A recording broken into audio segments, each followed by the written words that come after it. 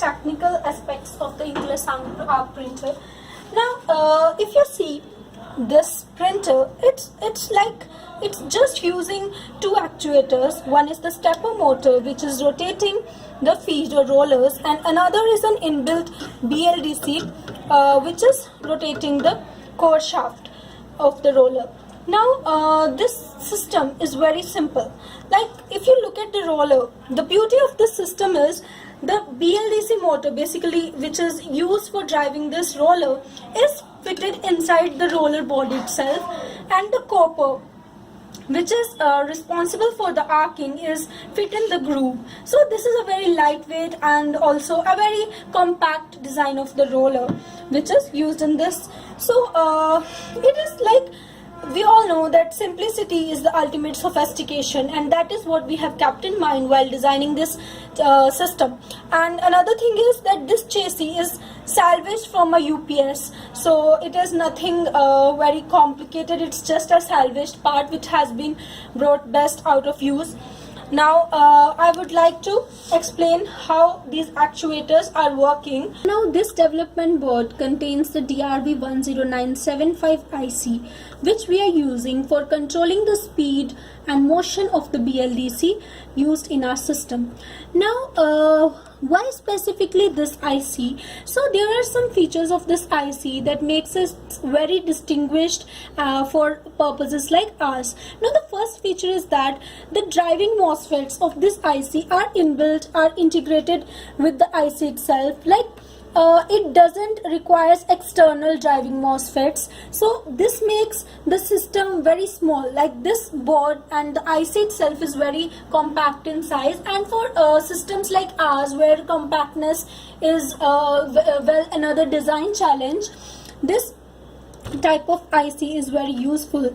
Then another feature of this IC is that it supports I2C as well as the PWM communication protocols. So it is easily interfaced with microcontroller units, and thus giving us more flexibility of communication.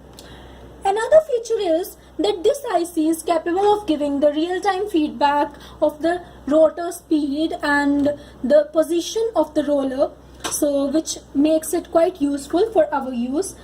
Well, last but not the least, another feature that makes it very useful is that it is capable of lock detection. Now, what is the lock detection is? Like, in systems like printers, you must have noticed that sometimes the paper gets stuck in the printer roller. Now, though this is not very frequent phenomena, but still there is a chance. So because of the paper getting stuck in the rollers, the motor gets jammed, and thus the motor's performance and its windings get spoiled. So in order to avoid such things, we need such kind of ICs which are capable of giving such feedbacks. So now this development board has the IC DRV8834. So we are very much interested only in this portion of the board which contains this IC. Now we have specifically chosen this board for driving a stepper motor. First is, like, in the R&D phase, we were not very sure initially, like, if it is better to use a stepper motor or some DC motor would do.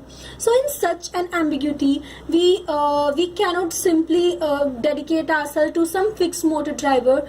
So with the feature of this IC that it is capable of rotating the DC motors in both the modes, basically the continuous mode also and the stepping mode also, and also being able to drive the stepper motors, so it provided us a more degree of freedom in the designing and R&D phase, where we had to play around with different motors and decide which is best for our purpose. Another feature for this board is that the power requirement is very low. Well, the power requirement consideration we have kept for almost all the ICs which we are using, as well as the microcontroller.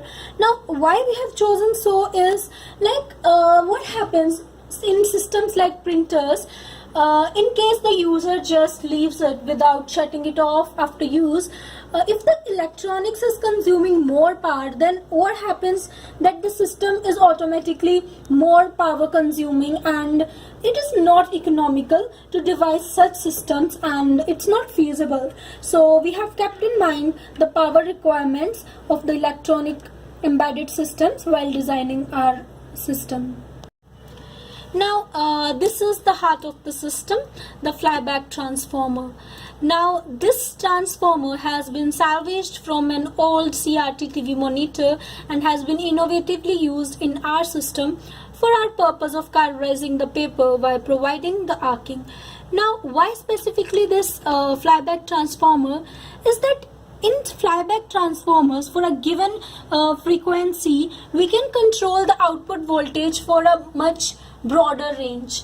And another thing specific on this PCB is the NextFET series of N-channel MOSFET, which is provided by Texas Instruments, and this we are using for driving our flyback transformer. So this is our customized PCB for our purpose. So now this is the power supply unit being used to power all the ICs and our device. Now this is a standard PSU which is salvaged from a CPU and used for our purpose. It has 12 volt and 5 volt outputs for power supply. Now this is what we are currently using, but what we are aiming at is the Texas Instruments PMP10407 flyback power supply unit. So the description of this SMPS we got on the TI's official website, and we are taking inspiration from such designs to make more integrated power supply units that can be put to our use as well. This embedded system, which is basically MSP430 FR5994 Launchpad Development Kit, is acting as the brain of our system, and it is taking data from the host device like the computer via the USB. And another thing which is very useful in cases is the support for micro SD slot. Now in cases like as in ours, we tried with the bitmap image for printing. So in such cases like where we want to print images or some routines, we can directly use the SD card and make it quite flexible for printing. Now another exciting feature is the presence of the supercapacitor, which is acting as an onboard battery, and we are still figuring out some way by which we can innovatively use this feature of this board for our purpose somehow. And then the best part of this microcontroller is that this microcontroller has the flexibility in the use of GPIO pins when it comes to interfacing with interrupt feedback.